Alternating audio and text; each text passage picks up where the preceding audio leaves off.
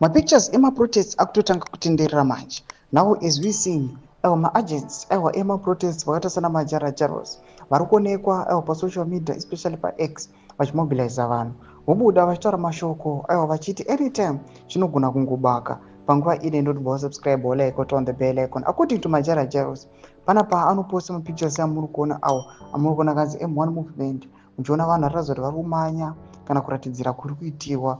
Panapa vakati gore regudo vachiti call for action on 31st of March from Zambezi to Limpopo, from east to west. Sizvamuri kuona izvi ndo the picture ravari kufamba these guys vari kukola off ma-protest vachipubliciza vachiratidza kwese kuti ndo zvavaronga.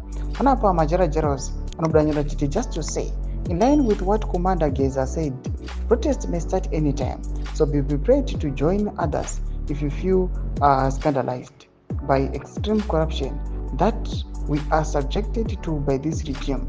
Due to onset of dementia, ED is losing the plot and it will get worse if we do nothing. Domashoko anoitwa na majara-jaros arikuzikana kuti is one of the guys who are pushing for this chaos muri kuona iri kuroka the country. Muri kuona kuti madays achatsara mashoma mandi yatosvika, weekend ino yatopera, people they are waiting to see kuti zvichafamba sei. Zviri kuonekwana naBhumsho Geza vanhu zvavaiti ivo vana Geza varingori into hiding vanodii kubuda pachena vachiti the regime amukaikwanisi, but now people vachiona zvaakuitika manje vanyatsokuona kuti vanhu vachiri kumasore chaiko.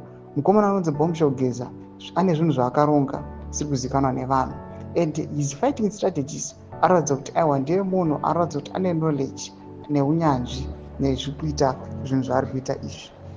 Tudze mafunguro enyu moti kudii pamusoro pechitiko ichi. Kuna comment section medu amudze mafunguro enyu, musaona subscribe or like, on the bell icon.